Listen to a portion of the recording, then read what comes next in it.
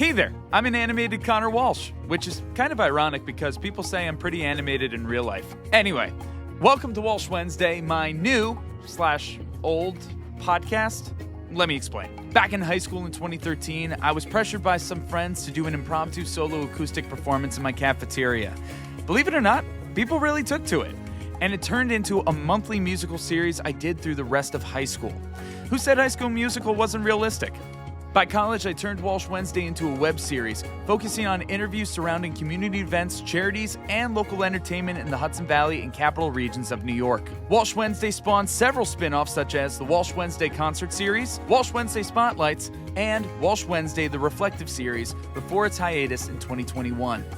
After that, I spent the last 3 years working in radio, honing my craft, conducting unbelievable interviews, traveling to fascinating places, attending mind-blowing events, and meeting some of my personal heroes. Now, with the help of some awesome people I've met along the way, I'm bringing Walsh Wednesday back bigger and better than ever.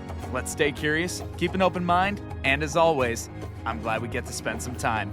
Welcome to Walsh Wednesday. On this week's episode, you know him from hits like Superman It's Not Easy, 100 Years, The Riddle, Chances, and more. We speak with Grammy-nominated platinum-selling artist Five for Fighting. After that, we speak with a local artist who is quite the jack of all trades. Musician, engineer, producer, videographer, and as he just says, bassist, TJByrnes.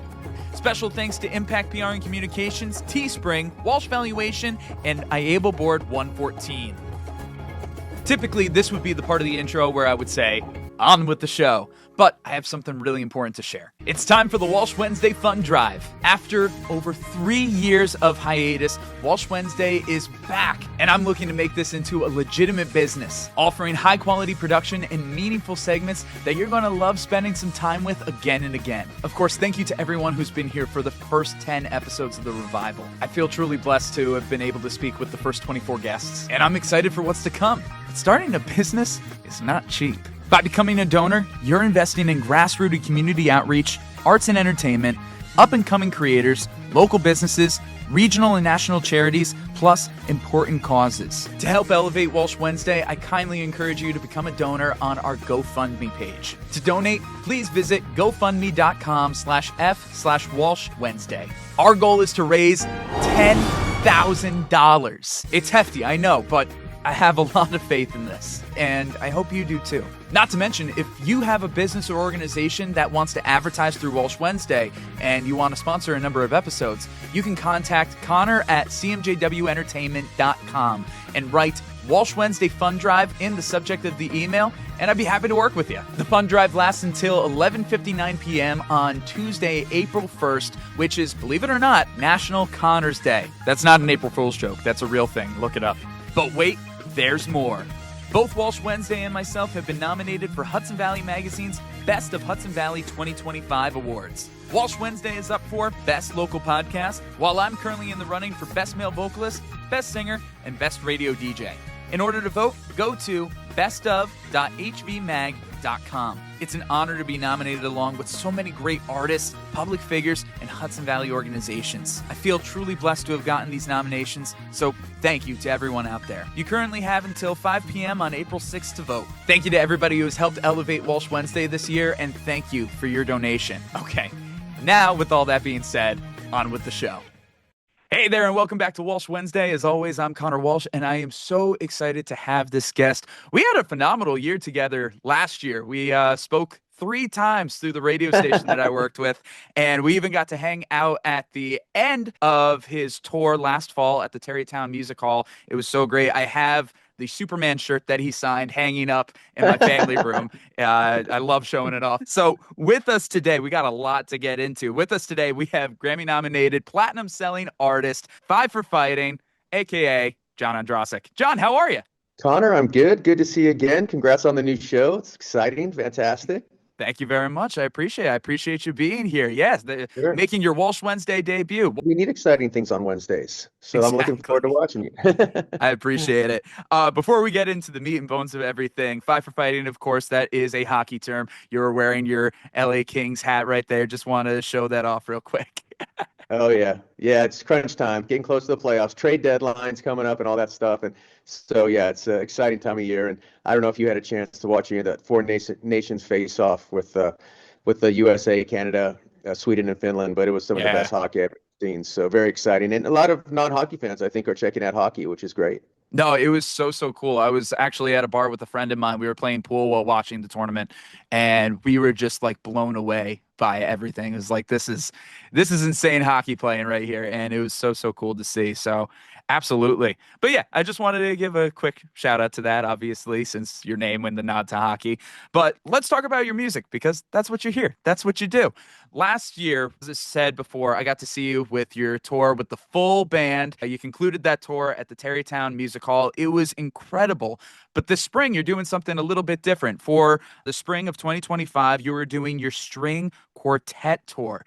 That sounds phenomenal. Can you tell us what fans can expect out of this tour compared to something like with the full rock band experience?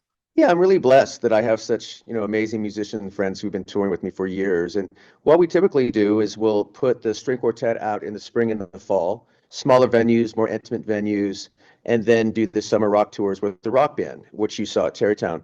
But it's amazing. I mean, they alone are worth the price of admission. My music director, Katie Kresick, violin player, won a Tony for Moulin Rouge. They're all Broadway players, and it really allows me to pull songs out of my catalog that I don't do with the rock band. Certainly, we'll do the hits, but I've been fortunate to work with so many incredible arrangers throughout my career, so we can really have a more intimate storyteller show. And again, I feature them throughout the whole thing, and also they add a different dynamic to Superman 100 Years, the Riddle. So it's always just it's a wonderful experience. I have a great duo opening for us, Lace and Lee, two amazing little young songwriters, and so it's fun because it makes it different for me. This week I'm going out to do a keynote. Last night I performed at another event and by myself, and then so all these different permutations of Five for Five and keep it fresh and a lot of fun. Oh, that's awesome. Speaking about openers and everything, we actually had Kieran Rhodes on shortly after that Yeah, performance when I was working at the yeah. radio station. He was awesome. He was a great opener for you, and he's doing great things. So I just want to give a big shout out to him. So I'm excited for the openers that you have this time around. So with doing the string quartet, as you said, breathes new life into songs, give a whole new perspective of it all.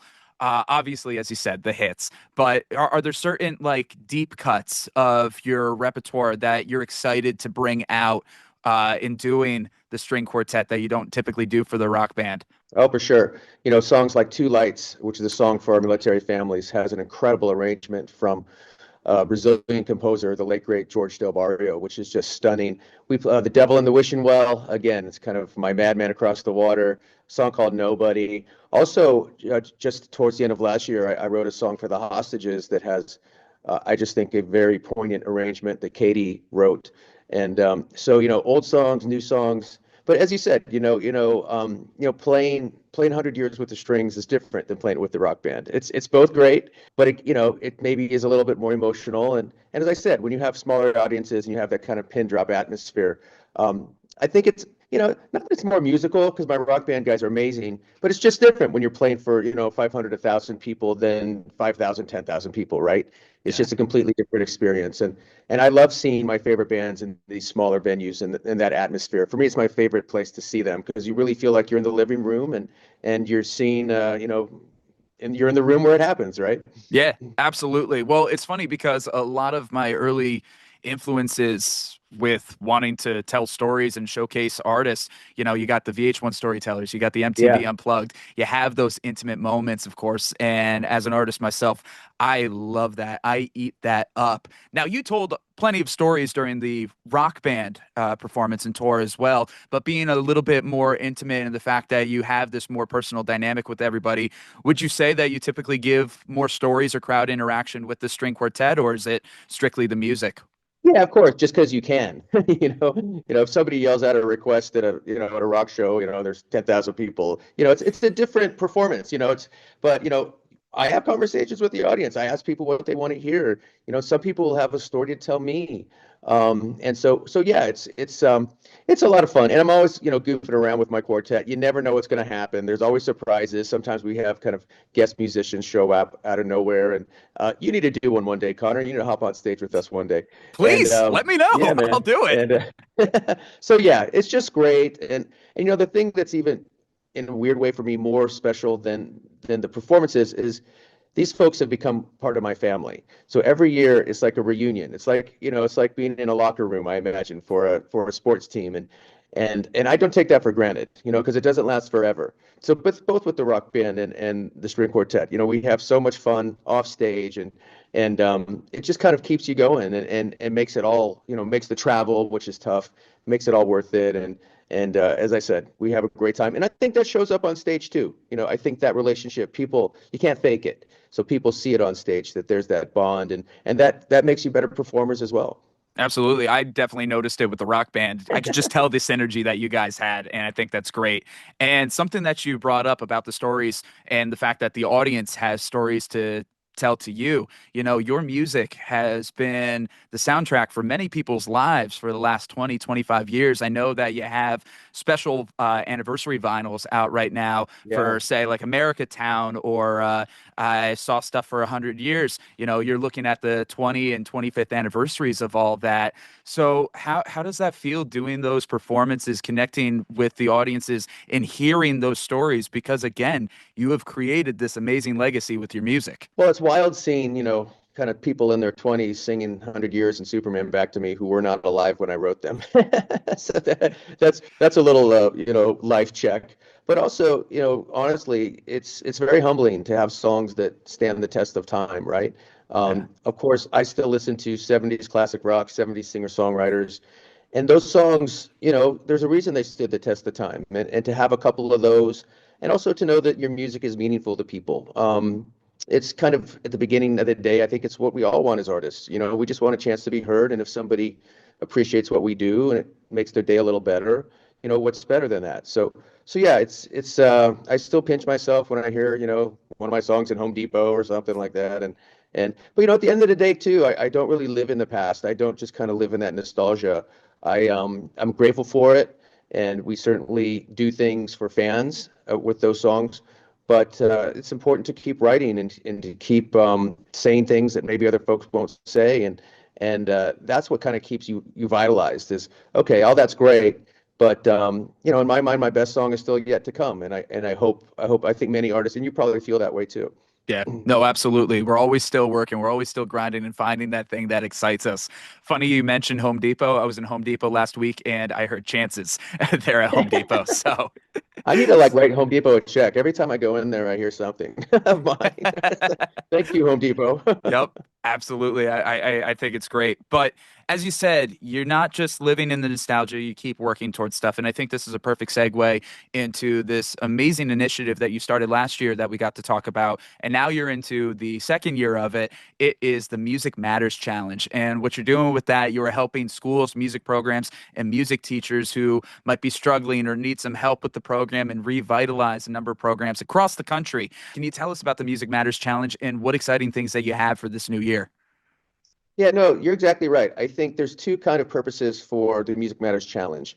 One is to raise awareness for the critical need for music teachers in every school, particularly lower schools, because that's where kids really sometimes can't find their voice.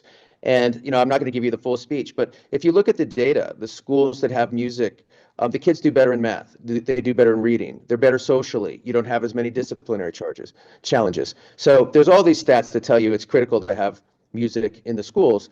And it started when I wrote a song with some Chicago inner city kids at Farragut Academy called Let Music Fill My World. We wrote it together. They were not musicians. They were not singers, but they wrote the whole lyric and we recorded it. And through that process, my partner, Kaylee Tallman from the Tallman Foundation, donated $300,000 to that school for a full-time music teacher. They had lost their music teacher. And now as we speak, they have a full-time music teacher.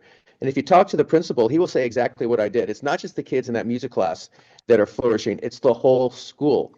So what we do with this Music Matter Challenge is we now give people a chance to participate and join us in providing music teachers for schools. So what people do, they go to letmusicfillmyworld.com and they make a little video telling a story of how somebody in their lives, maybe a teacher, maybe a mentor, made a difference through their lives through music. And then they perform a little version of Let Music Fill My World. It could be singing, it could be playing, it could be dancing.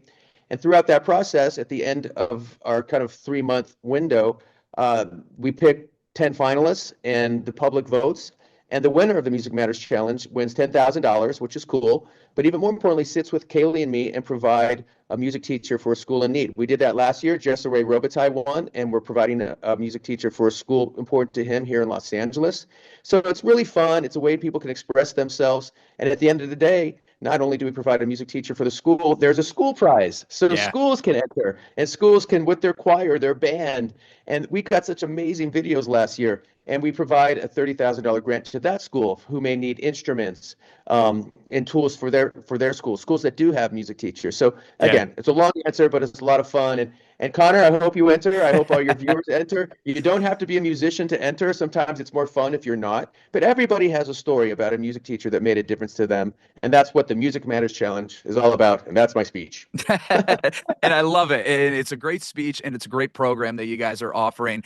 And I'm glad that you brought up the winners, because I wanted to ask about that. Obviously, last year when we talked about it for the first time, this was the first time that you were doing this. So we had no precedent for it. Right.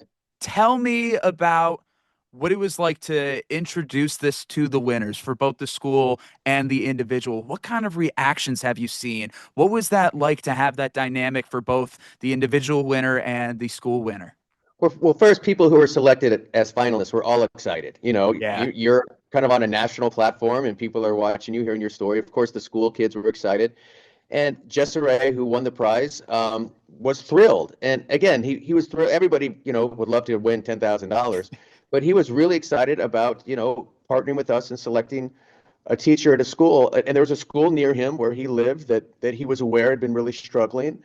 And so for him, it's a really personal thing. Like, wow, he's basically a part of providing a music teacher, again, for 3 years at a $300,000 salary, which is pretty good. So you're getting a lot of people who want to do it. So it's exciting on so many levels. So there are a lot of tears with the school winner, and it's just exciting to see them and their students get so excited about this. But again, it's a fun thing, and hopefully we will get hundreds, thousands of people enter, because it's easy to do. It takes you a few minutes, post it on your social media.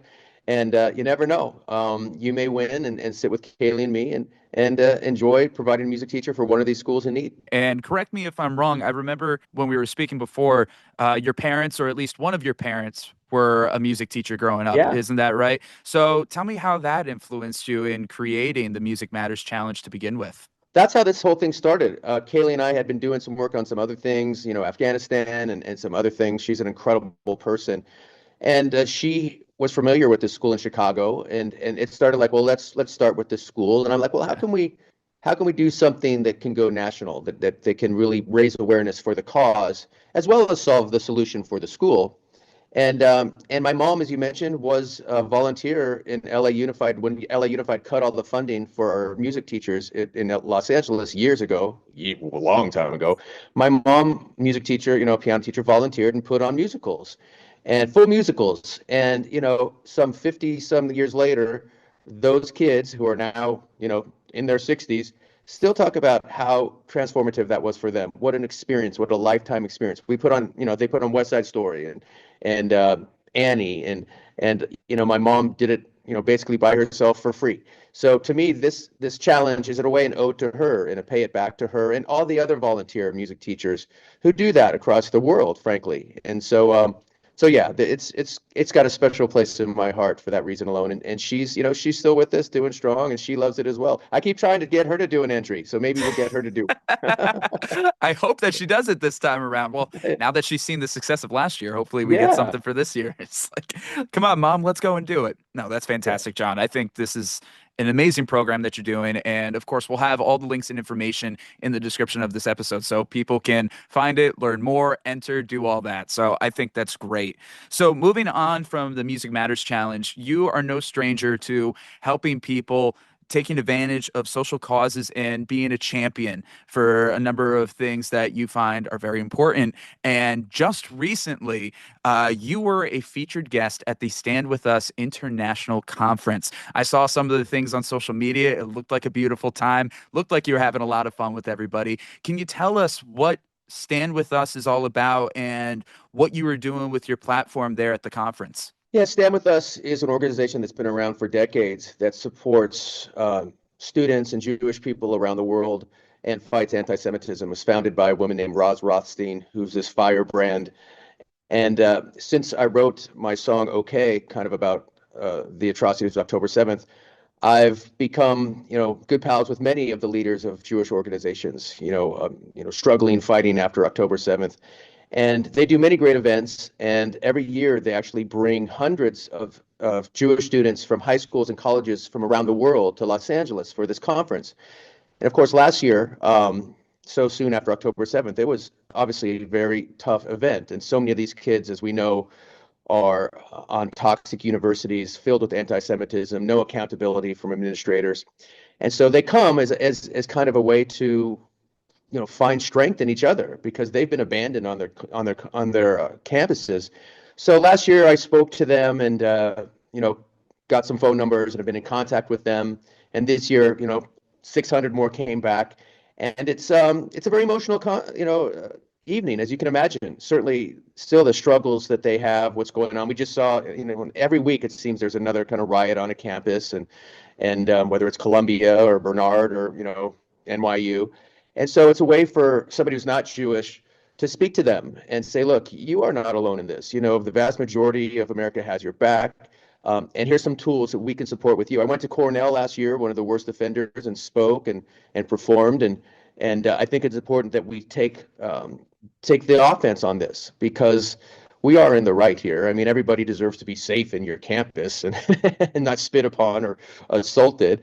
So to me, it's not necessarily a Jewish thing. It's a human thing. So yeah. I've been working with Stand With Us, again, for the last couple of years. And since October 7th, they're amazing, and other organizations. So it's always for me an honor to speak and to talk about my experiences. And I think it's important that people who are not Jewish do this kind of stuff. And I'm just one of many who are doing that. So it was a great event. The kids are so inspiring.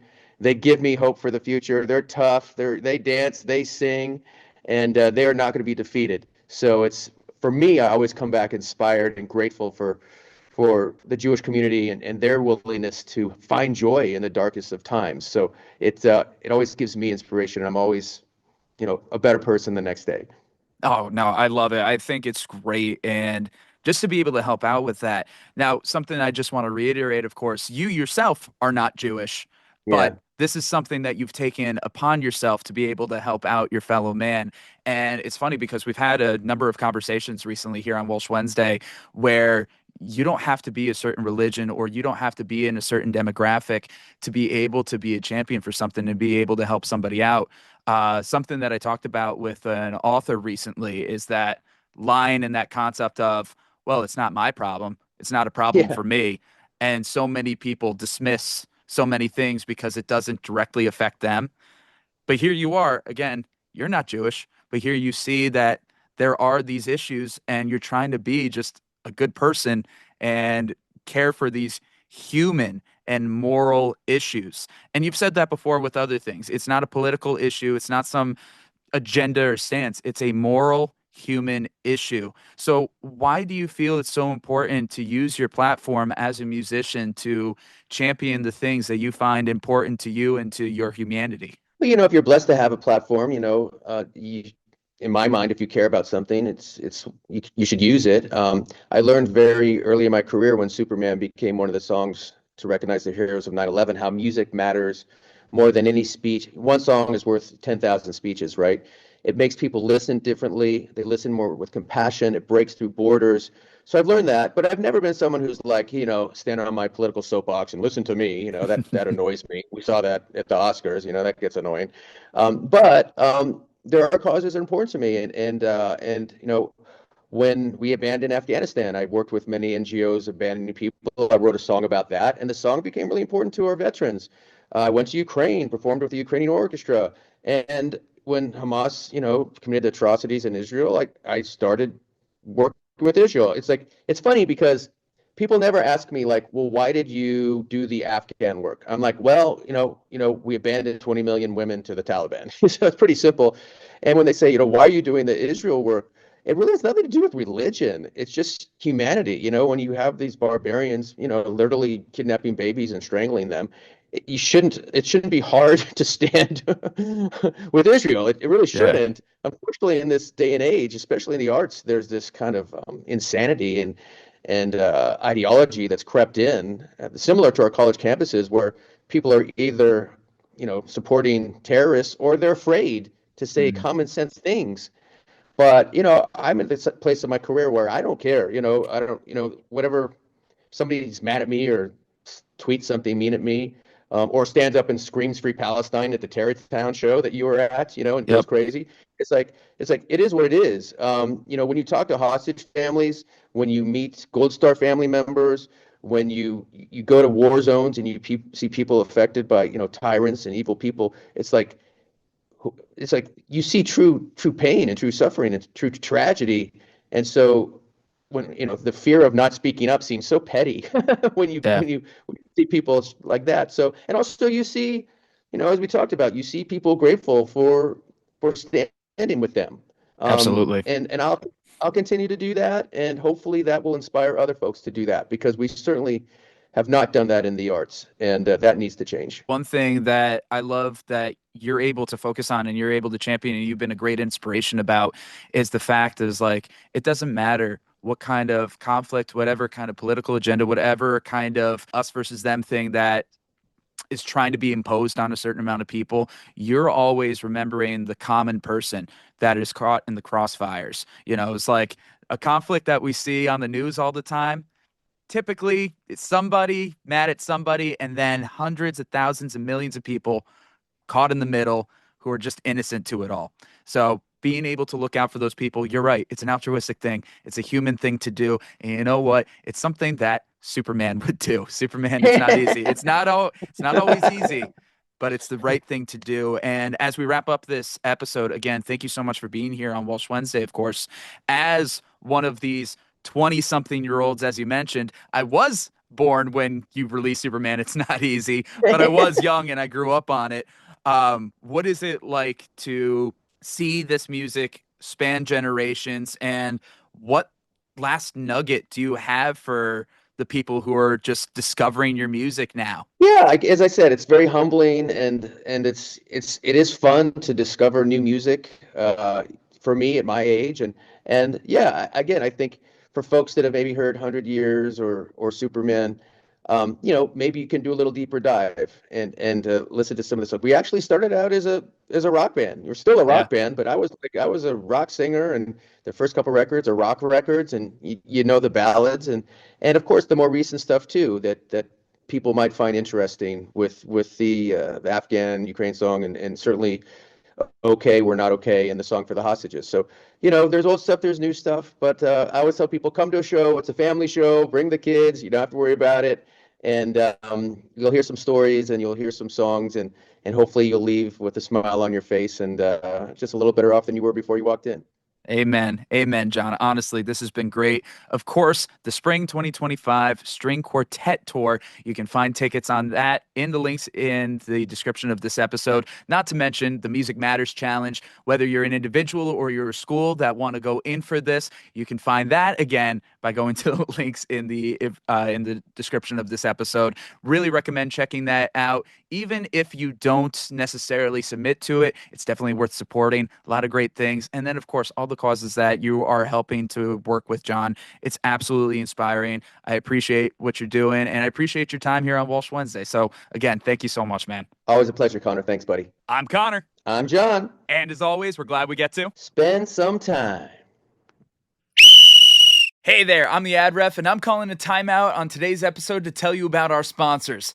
First of all, let's throw it to Philomena in the booth. Philomena? Thanks, Connor. I'm Philomena Finelli, CEO of Impact PR and Communications and a media maven, which is a fancy way of saying that my team and I help companies get in the news, transform leaders into thought leaders, and cut through the clutter with messaging that matters.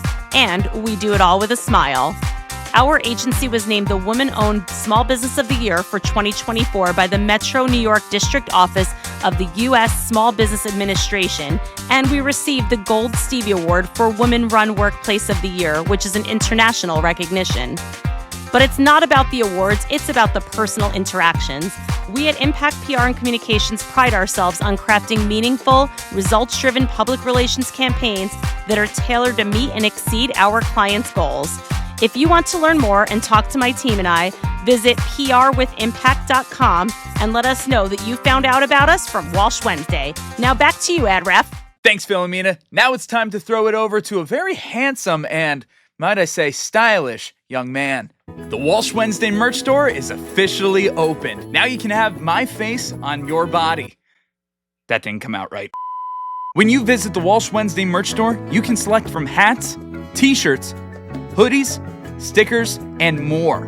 By purchasing some Walsh Wednesday merchandise, you're not only supporting this program, but you're also supporting the local arts and organizations that are featured. Just visit cmjwentertainment.com/shop-merch and use promo code REVIVAL for 20% off.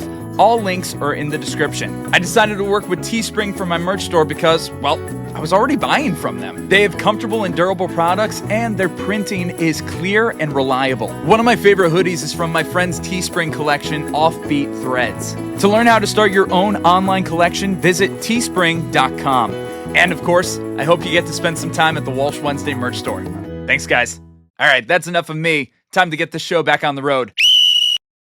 Hey there, and welcome back to Walsh Wednesday. As always, I'm Connor Walsh, and I got a great guest with me today. So we actually met through the radio station. You had a brief stint working there. Yeah. Very brief. Very brief. And then I got laid off, as we all know. But it was like, for the brief moment you were there, we were able to connect, and I am so grateful for it. Yes. And so with us today, we have... We could call you a bunch of different names. Producer, videographer, musician, editor, engineer. As you told me just to say... bassist, yeah.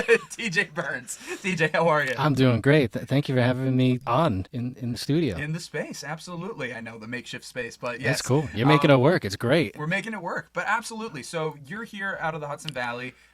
You're not too far away from where I went to high school. You're right across from FDR in Hyde Park, right? Yeah, right there. I can hear the football games during the school season all the time. I'm sure. Hear the announcements. Hear the cheers, probably, right? For the first year, I didn't know what it was, and I'm like, "What is going on?" And I look at it, and I can see the scoreboard right through my front window. I'm like, okay. "Oh wow!" So you are that close. Really close. I knew you were in that development, but I didn't know like you could actually see everything. Yeah, well, just like the top of everything, and then all the bright lights, and I'm like, okay, the world isn't ending or anything like that. Yeah, you're not hearing like the end of the world sirens or whatnot. Yeah, or, like, yeah. War of the Worlds when they broadcasted on the radio and everybody thought like the world was really ending. Yeah, exactly. All the deep voices, and then all of a sudden, bass just going yeah, through everywhere. it was the wildest thing. But yeah, I'm right there. That's funny. Now you.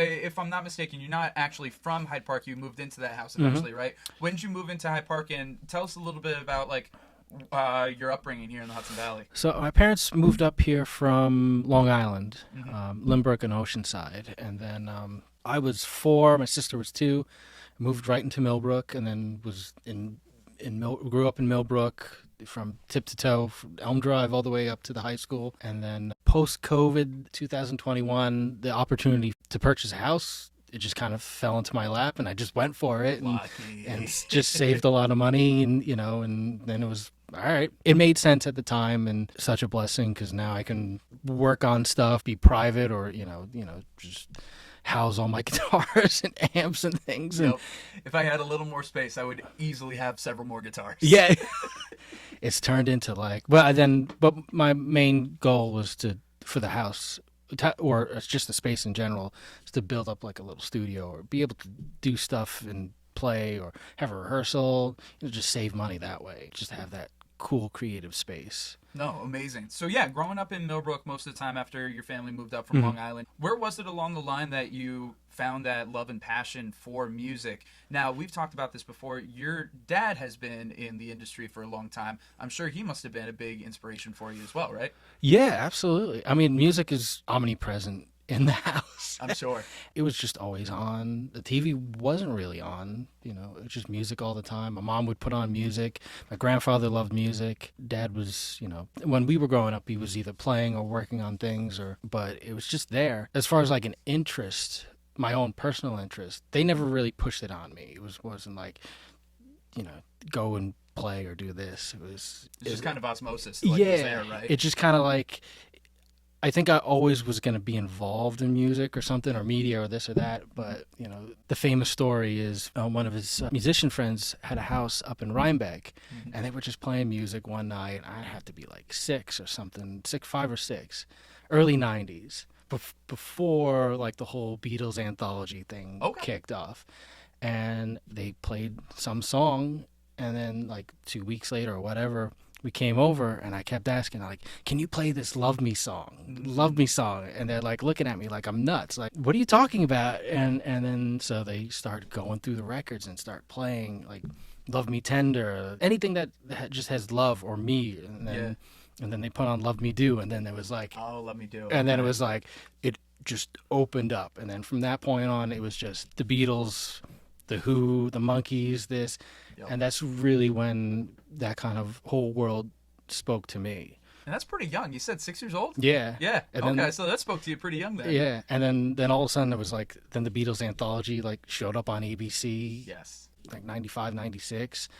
And it was like perfect timing for all that like third generation Beatles stuff that happened. And it's just this big explosion, and all the books came out, and I was just engrossed in all that, and just so fascinating. And that's really when the bug just infected me. Amazing. So the British invasion invaded your life about like 30 years later. Yeah. But that's cool though. So you got that experience. Now with your dad, was he more a touring musician, or more recording musician? What was it that you got to see at least out of him? So I'd say his main trade is touring musician. Nice. And so for about the first 15 years of my life, he was pretty much gone 6 weeks to 8 weeks at a time. Yeah. And there'd be long stretches, and it was tough, especially for my mom. Like, I'm sure we talk about it like every once in a while, and we're like, how did we go through this? How did we like deal with it? Yeah. And especially her, it was like her husband's gone. I'm sure she kind of felt like a single parent at times. Yeah. I kind of describe it as like, it's like the reoccurring dad, single parent thing. But we had a huge support system. My grandparents were in my life. They were like a second pair of parents. And then when we moved up here, they moved up right down the road from us a couple years later. Oh, really? And, that's nice. Yeah, and it helped my mom a lot. And then so the first, I'd say 15 years, that was his gig. And then but he would also work with other artists and help and produce them and write songs. He's got a great music partner. They're actually working on something today. Oh, are they? And but they've been working together for almost like, I think, 15 years. And he had a #1 hit in Germany. Oh, really? When I was like, I forget. What, under his like own name or own band or whatever? For like a German girl group called No Angels. It was this huge song in Germany. So, that's cool. So he wears a bunch of hats. Yeah. So he's done, but mainly he's been a guitar player, touring musician, songwriter, producer, all-around music guy. No, that's cool. And that's great to have that inspiration there and the influence. And I can see, probably because of that, hence why you wear so many different hats as well, being able to kind of emulate that, see what he did for so long. Since you brought it up, like with the family aspect and everything, how did you guys do it back then? How does that kind of influence you now, the way that you try to balance working on your videography, your producing, your engineering, your playing, all the different bands, but then also trying to still be you at the same time. How is that time period influenced now? I don't think there can be a balance. I think it's like there's time to work, time to get it done, and then family time. Either working together, being together, and then being present together. And then when it's time to work, just keep going, and then just have that time allotted, and or those like 3 days or 4 days, and just like have that all together. Working with my dad on projects and stuff, it's, you know, we're still together, still working. Absolutely. And it's been more than ever. Like as I get older, we get to work together a lot, and it's really good. So it's bonus. I'm sure that's a great way to bond and everything. That must be really, really cool. It sounds like with what you just said, like when it's time to work, you have that allotted time, you work. When you have time for family, you have that time for family. It sounds like you do a pretty decent job of being present in whatever the time is allotted for. And that's something that I know I struggle with, because if I'm somewhere else, I'm thinking about something else, unfortunately. And I've been really, really working on being present.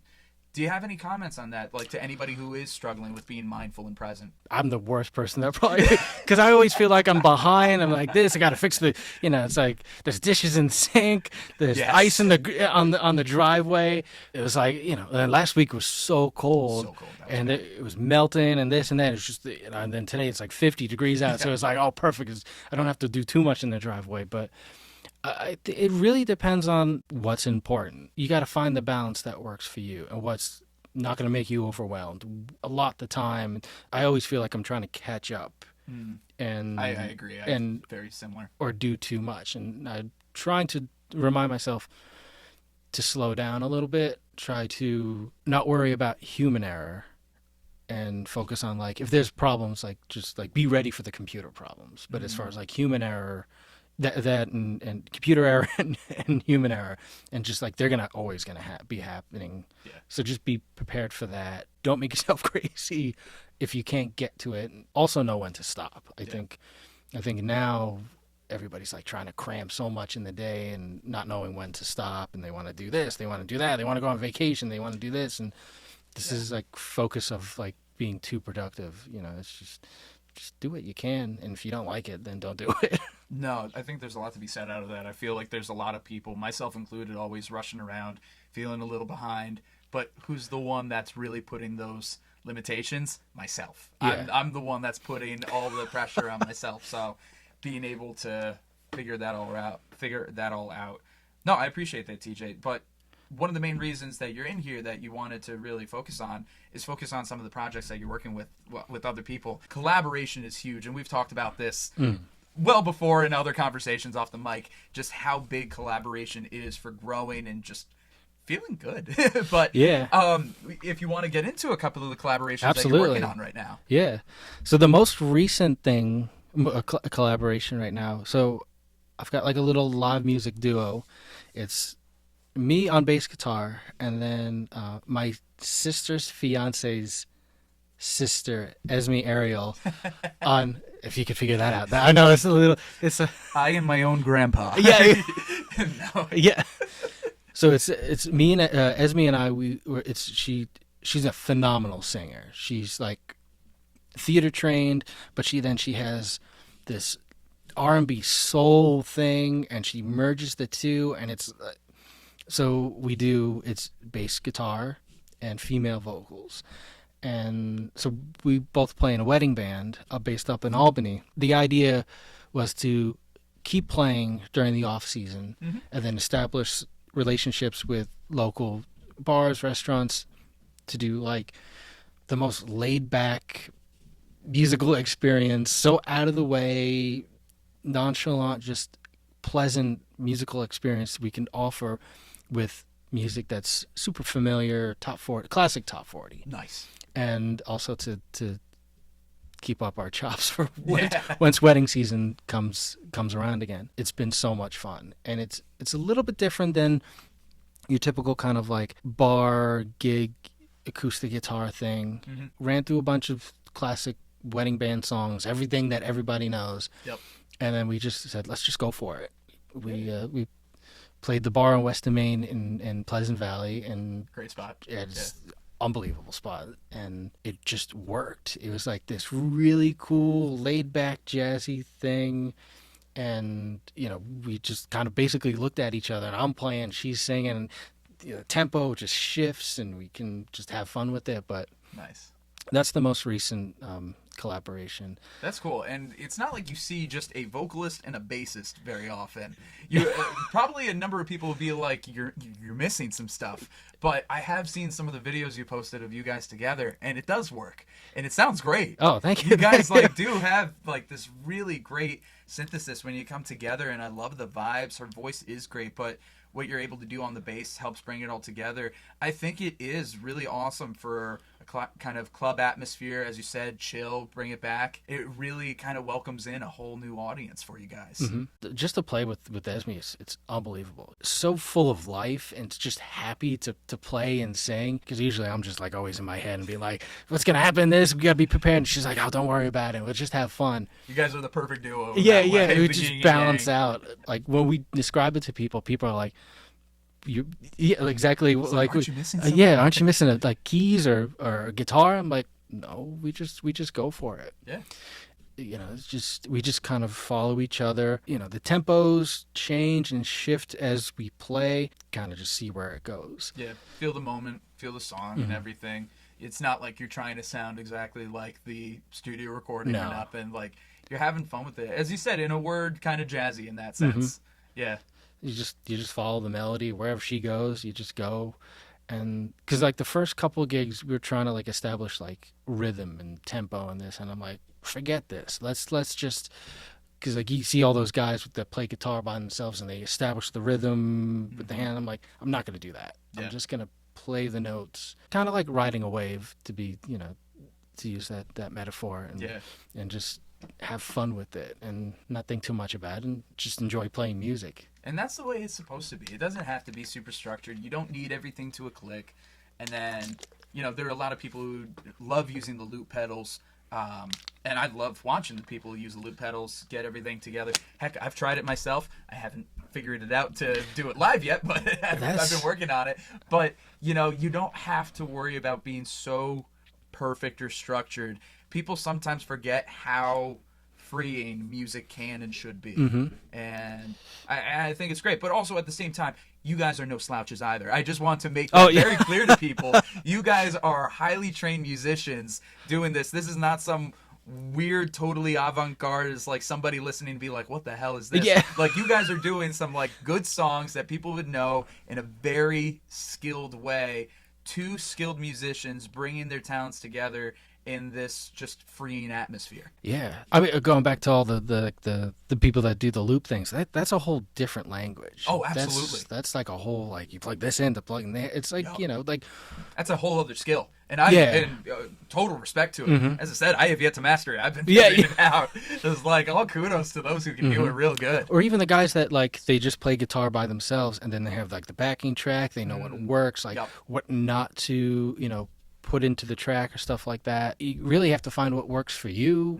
Like anything really, and what you're comfortable and what you want to do to entertain other people. I think the main goal in my head, and I think what she wants to do too, is we just want to entertain people. We're not trying to get famous or anything like that. I think that's the killer. It's like, once it's like, oh, you're not coming to see me or something like that. Yeah. We just want to play and experiment with whatever song we want to try and see what works and just have fun and entertain people. There's nothing in the world greater than just like looking out and seeing somebody just beam because you just wind up playing like Crazy by Gnarls Barkley in some weird way, slow down, something, or like we'll retool the song a little bit so you don't know what's coming. And then once people realize, oh, it's like Crazy in Love by Beyonce, and it's like this like reggae police vibe, and they look at us and going like, what are you doing? I'm like, don't worry about it, just have fun. Like, we're just having fun. Yeah. I think that's great. And you bring up a really good point about like the whole, we're not looking to try to get famous, we're just looking to play. And seeing your dad with his career, and now you with your career, you've done so much, and you've shown like, hey, you can make a living doing this. You don't got to be famous. I think there's still such a huge misconception to a lot of people who aren't in the industry or, you know, on the outside looking in. It's like, if you're not famous, you're not successful. What do you say to people who have that misinformed ideology? I'd say, what are you truly missing in your life? I think I talk about this with friends all the time. It's not necessarily about being famous. It's about filling some kind of missing thing that you think, I'm not going to say like a character defect or anything, but you feel like you're missing something to fill some kind of void or something like that. It's a tricky thing right now. It's like being famous for the sake of being famous, or using it as a crutch just to get through life because you're looking for something. Looking for some kind of attention that you're not getting elsewhere, the validation, or you think the only way you can make money doing entertainment is by being famous. But, you know, that's not the truth. No. There's so many levels. It's a huge spectrum of it. As you said, you have all the different groups that you play with, all the different groups that you film or engineer with. You know, I have this podcast, but I also do DJing and live sound and music. We have to wear a decent amount of hats, but also at the same time, would you have it any other way?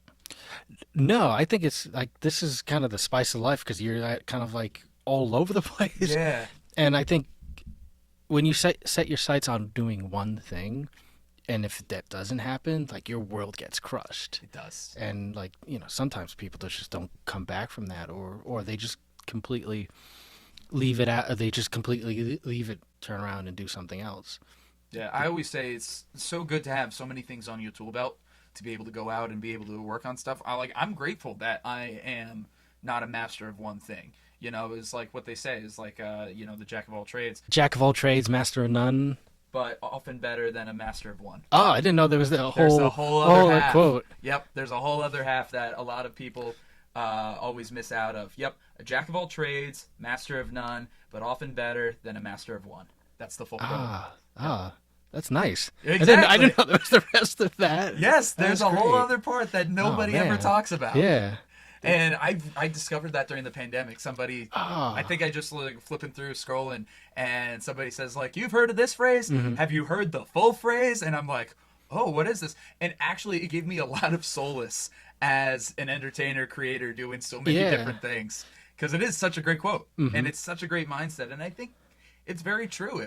It opens us up to a lot of great opportunities. Yeah, life is basically an adventure, right? Yeah. You're supposed to really not have a plan. You just kind of have to like stumble through, and then you meet like-minded people that, you know, and then you wind up working somewhere. You do something, and then you're done. Yeah, no, you got to keep it fun. You got to keep it different. I had a boss in college. He was the technical advisor there at the College of St. Rose, and he did all like the live sound for all the concerts. He was the guy that managed all the studios on campus, all the things like that. And, you know, we asked him, is this what you wanted to be doing? Like, you have so many skills and talents, is like, and you're just here at this school. Like, what is it? We were just curious, like, not trying to like downplay What's him. the end game? What? But, yeah. And he said and he said to us, it's like, every day is different for me. And every day I'm met with a new problem, a new answer, a new performance, and a new opportunity. And sure, you can say it's like, yeah, I have one concert and then I work another concert and I work another concert, but each one is totally different and I get a whole new, beautiful, brand new experience out of each one. And I thought that was like super profound. Yeah. And, you know, as somebody who was young in college, who at the time I think was a little more blinded by the lights, it was a concept that I didn't quite fully understand yet. And now, you know, several years older, post-pandemic, I think I get a little bit more of it now. I think a lot of us got it, you know, after that, because it's, you know, the bottom kind of It fell just caved out. in altogether. And you're just kind of like, well, this is clearly not working. No, there's a lot of things that weren't working, but it's interesting, yeah. But some people thrive on that. They thrive on waking up and not knowing what the day's going to bring, and they're ready for it. I mean, I kind of think that's a little more healthier than, it's hard to say because it's Totally like, stressing out about everything. yeah, it's like the right balance of like being prepared for what life hands you. You kind of have to stumble in the dark for a little bit until you figure out, okay, this works for me. Like you need a morning routine, or you need a night routine, or you need to allot time for this. I struggle with that too. You know, Absolutely. No, same here. And I think there's a lot to be able to learn from it. And just as we go, we learn how to do it, and priorities will change, and figuring that all out. No, fantastic.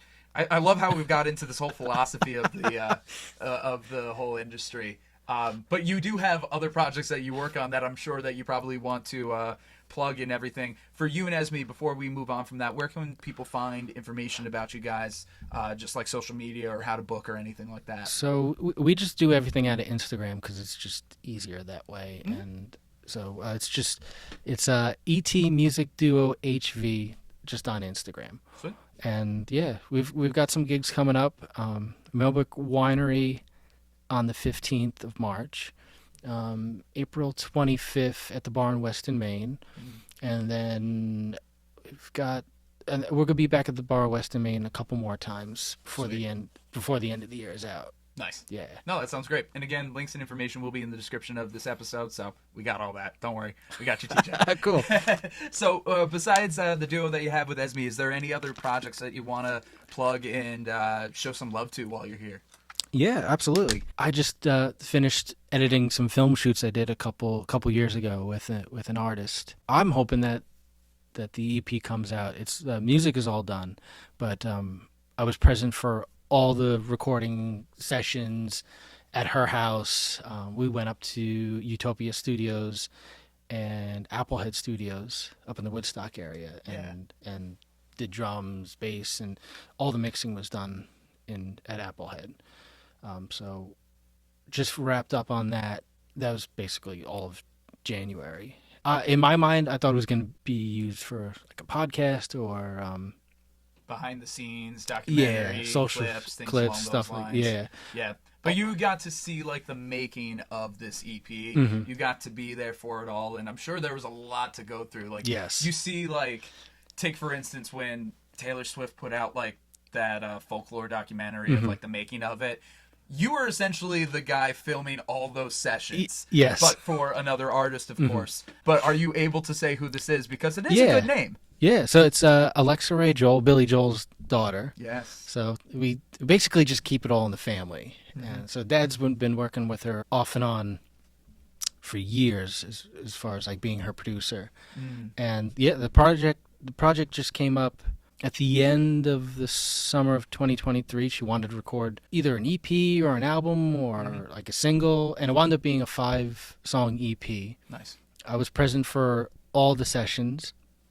It was so I just basically packed up my GoPros, lights, some recording stuff to help out Tony, and we just rolled down to Long Island, set up shop in her living room, and Really? and we just hit record and just let things happen. That's awesome. Yeah, no, that is so cool. So what was that like to just be able to be like a fly on the wall on the music process that way?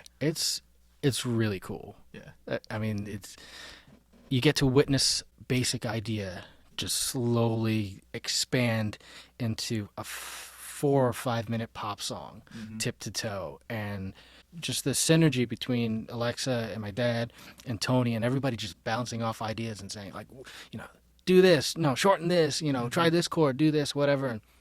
But you know, it's really invigorating to be in a creative space. Oh, I'm sure. And especially with supremely talented people, it's like it happens so fast too. Oh, I'm sure. So I gotta ask, and I'm not sure if I would be cut out for a job like this because I am a talker. Obviously, being somebody who is just filming, do you ever get to talk or put any input in yourself? Are you allowed to in a space like that? Yeah, but usually Dad or Tony or Alexa would be like, would have the same idea that I'm thinking in the back of my mind. For that project, I kind of was just like, I'm just going to be the fly on the wall. Yeah. And just kind of like hang out and get. I was more focused on capturing the moment, capturing that, and adding to it, right? Yeah. And then like later on, like towards like the last two songs, it was just kind of like, what about this? What about that? Don't do, Yep. I'll chime in. But most of that stuff was, if it's not exciting, I would just take it out. Yeah. Because it was just like, it's more about like, especially when it came to all the editing, it was like, what's exciting? What's cool about the creative process? Yeah. To other people, not to me. Yeah, no, it's fair. I'm just asking, like, because I don't know if you've seen those memes of, like, you're a musician at a concert and it's that picture of a football player just standing in the stands. That feeling of, like, put me in, coach. I want to play. Yeah. I'd say yes and no. Yeah. I'm usually not, like, too vocal about so many things, but three of them, like, going at it and working on chord structures and what works with her melody and stuff, I was like, there's no reason for me to chime in, because it's like, this is great. This is like super interesting, creative, just synergy happening all at once. No, that's awesome. And I also just want to point out the fact that this was something that you guys started working on together in summer of 2023. Here we are, beginning of 2025. That is how long it takes to do these things, people. Stop rushing us. like these projects take a while. And I'm imagining it's like, that's hours and hours and hours of footage that you guys probably shot. Yeah. So I had two GoPros, one that was stationary wherever she was, and then a handheld. And then, we got a lot done, but it was still 6 hours worth of footage. Yeah. And then to edit that's a lot. Yeah. Because 6 hours worth of footage is easily days and weeks worth of editing time. Yeah. Yeah. Just because you're editing a 6 hour shoot or a 1 hour shoot, it does not take 1 hour or 6 hours to do those shoots. Okay. Whew, calm down. All right. But that's the life of editing that a lot of people don't understand. Yeah, because like sometimes there's like a great little nugget in between, when somebody's having a piece of toast or like eating lunch and stuff, and then it's like that just defines the entire day. Yep. And that winds up being that golden moment in the documentary or the podcast or whatever they're going to use it for. So, yeah, I kind of got up to like Thanksgiving of 2023, and then of course, it's like the holidays come in and everybody just takes a break, and then I did the first half of editing last year, and then I wrapped it up at the end of this January. Nice. And just kind of gave it up to them as far as like whatever they want to do, and just said, this is the cream of the crop. Like, just whether they want to use it for social media or documentary or this or that, and that's up to them now. So it's cool to be in the room where it's happening. And as you said, like, these are people that, like, masters of their craft. To be able to see is like how it's all coming together. Yeah. Amazing. Absolutely amazing. So obviously once we know more about that, we'd be happy to promote more and be like, hey, it's like, hey, remember that stuff that we talked about before? It's out. We got it ready. It was like, we can show you. But that's phenomenal. Seriously, TJ. So you have that amazing opportunity with Alexa, along with, as you said, with Esme. You brought this up already. You also do a lot of wedding stuff too. If I'm not mistaken, it's with the Silver Arrow Band up in the Capital Region. Do you want to talk about that at all? Yeah, absolutely. A friend of mine, she was based out of Syracuse, so she was doing that. That was her main music gig. Super talented, great singer. She also ran sound too. She did everything, and then eventually like bought a whole lighting system. So nice. We were hanging out. We were very good friends, and then she's like, "You should do this," like, because I was in this weird period of time where I was working at Oblong at the bookstore, and not playing. I just finished up working on my record, and just wasn't sure really what to do. And then she's like, just go try out. They've got a showcase up in the Capital Region. I'll talk to a producer, just show up. Yeah, so Mel just said, you could do this. Like this is, it'll be a lot of work. Like, learn, their master list at the time, I think it was like 80 songs or something like that. significant. But she's like, yeah, just shoot an email, get in touch with this person, show up. They'll probably make you play 2 songs. I wound up playing like 30 seconds of I Wish by Stevie Wonder, and they're like, all right, you can play. All right, we'll give you a call. And I'm like, what? Like, that's it? That's how you got in? That's it? I thought you were about to say they made you do like 30 songs. Oh, no. Okay, That's what I was 30 seconds of a expecting. song. Yeah, so it was only 30 seconds. And then she's like, let them know that you do sound and you can, run a PA, you got decent equipment and stuff. And I was like, all right, sure, yeah. Yeah. And then it just kind of snowballed into this whole, I guess, and now I've been with them, I think this is year 6 or 7. Good for you. It was COVID. There was a COVID year too. So it was like, I can't remember if that was like, but it was like 2 gigs and we were like stuffed away in the corner and like the reception was all the way here and it was in the middle of Jersey. It was like out of like the regular thing. I'm sure that was probably weird. It was very strange. Yeah. And yes, but yeah, so it's I think it's year 7, year 6, right around there. It's been a while. So nice. And for anybody who's not familiar with the Silver Arrow Band, it's more than just like one singular band. It is kind of like an organization, and you guys have multiple musicians that can fit in, and essentially one group could be performing at one wedding and another group could be performing at another wedding all at the same time. Like it's kind of like an enclave, a collaboration of musicians to pull everybody together, right? Yeah, I call it like a network. A network's good, yeah. Yeah, I think that's the best way to describe it because it's just like if you got people from most of them the Albany chapter, they're mostly Capital Region, Albany. Yeah. Then you got some people in Utica, and then there's some crossover with people in our area, and then even further out from us too. I'm sure. And then Boston kind of like covers, it's a network of people. It's a pretty cool network. Yeah. It makes sense that it's a thing, but it's not something like you hear about super often either. No. So it is pretty cool to be like in with this and working on it. I'm sure you've met some incredible people and jammed with some incredible musicians out of those 6-7 years. There's some players that are unbelievable. They've got the greatest ears, and they can play. Most of them are, I think, church players, because once we all get friendly, we follow each other on Instagram, and then be like, oh, you're playing over here. Oh, you're playing with them. Oh, you're playing with this. And and going to like the whole like social media thing, they're on top of that, and they bring their GoPro to every gig, and they find like the little nugget for that night and just repurpose it for their brand, or just to show what they were doing that weekend and stuff. Yeah. But yeah, there's some monster players in Silver Arrow. That's sick to be able to have that collaboration. I know some other people that I went to college with who joined Silver Arrow, was with them for a little bit. I think pretty much everybody I knew that was with them, besides you, I think have moved, like significantly moved in like too far away. Yeah. But I mean, COVID kind of, and St. Rose closing too. St. Rose closing definitely hurt a lot of things going on in the Capital Region music-wise, big time.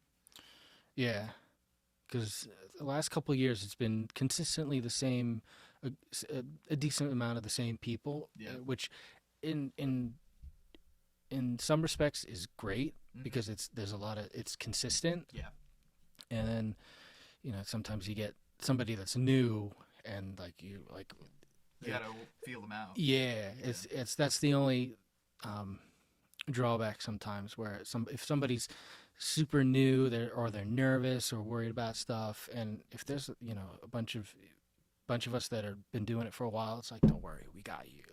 It's gonna be fun. Like just focus on the playing and just dig into it. And then once the season's over, everybody's like, yeah, you got your music muscles going on, and then it's like December, and then holidays and probably not doing a lot of shows. Yeah, not too much. Yeah, the ebbs and flows of the performing seasons. Nope, I feel that. I'm prepping up for spring, summer, and fall right now. Right now it's very very low. But by April, I'll have some things going myself. But that's typically how it works out. I feel like January, February, typically nothing. I actually was lucky enough to have a couple things in January, but I wasn't expecting that.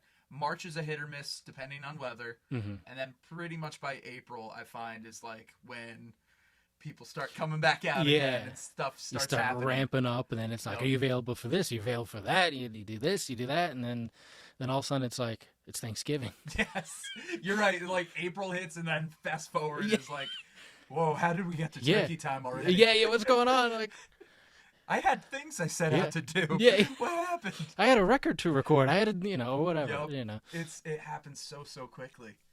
Oh, but that's great though that you have stuff going on with Silver Arrow. They have been doing great stuff. I've seen a number of performances from variations of the group and everything. I'm actually very curious if you were there in any of the ones that I saw before, because good chance you could have been. Maybe, yeah. We just didn't know each other yet. That's the hardest thing, because like people come up to us and they're like, so and so had Silver Arrow, and like we all look at each other and be like, I wasn't at that gig. Was that you? Was that you? Was you there? It's almost like the Spider-Man meme. You? Yeah, exactly. Pointing at each other. And it's like it could have been like Boston Silver Arrow, or it could be like Syracuse Silver Arrow. So that's always kind of funny. Yeah. I got a buddy that's like that lives in Rhinebeck, and he's like, Silver Arrow is the greatest wedding band ever, and I'm like, well, who do you remember in that band? Like, And he's like, I don't know, but they were great, and I'm like, all right, that's good. Yep. Well, it just helps the whole umbrella and everybody look good in that case. Yeah. No, that's phenomenal. Unfortunately, we do got to start wrapping up on this episode, but this has been a phenomenal conversation about like kind of the philosophy of creating and all the things that you're working on. Is there like any last little nugget that you want to share, or if there was any other project we haven't really gotten to yet that you just want to shout out? Anything that you kind of want to help wrap up on that? Yeah, I mean, I would just say, I'm constantly working on little projects here and there. I started a Beatles 60 years of the Beatles project, where I'll record a cover of, the idea would do, because there's 13 Beatles albums. Yep. And then, so 12 months in a year, and then one extra one for next year. So I'm kind of in the middle of that. Oh, that's cool. So I did the first 4. The 4th one needs a video. So, and then I'm going to be working with Esme on just new music of hers, new music of mine. We're going to try to get together, and I don't know whether it be an EP or a single or an album. We really want to sit down and work on recorded music together. So nice. I would just say, check out our Instagrams, because we'll be working on stuff, and and that's the best place to hear your originals as well, right? Yeah. Nice. Your originals, your Beatle projects, and all that. I believe I did catch one of the Beatles videos of yours. The videos that you put out, really good stuff. That's out of your house, right? Yeah, that's right.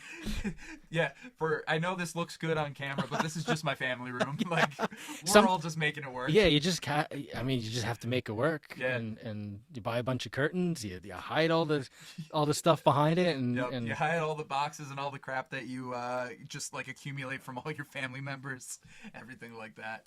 No, but it looks great. I'm excited for you, and when you got more projects coming on, like, I'd be happy to have you back on again and talk about it. Absolutely. I think it's always funny when I'm speaking with like creators and everything, how we find our way into like this philosophical conversation of some subsection of the industry, and it's like, oh yeah, we're also here to promote something. Yeah, exactly. So, but I think it's fun. I hope people listening think it's fun. Yeah, I think it's fun. I think a part of that whole being creative thing is to think about being creative, and it brings it out. Then what it means to us, what it means to others, what's the meaning and the gel and the unity of it in the end. But yeah, all right, awesome. TJ, thank you so much for being on. Oh, thank you for having me. This was great. I'm Connor. I'm TJ. And as always, we're glad we get to spend some time. And that's a wrap on this week's episode. Big thank you to our guests this week, John Ondrasik and TJ Byrnes. And of course, big thank you to Impact PR and Communications, Teespring, Walsh Valuation, and IABO Board 114. Last but certainly not least, we got to give a big shout out to our Patreon member, Jenna Hess. But you know what? She's getting a little lonely. So how about you keep her company on the Walsh Wednesday Patreon? You can support this channel by becoming a Patreon member with memberships as low as $5 a month. With that, you can get behind-the-scenes content, your name featured in the credits of each episode, and access to the Spend Some Time chat. You can find that and more by scanning the QR code on your screen or by going to the links in the description. As always, I'm Connor Walsh, and I'm glad we get to spend some time.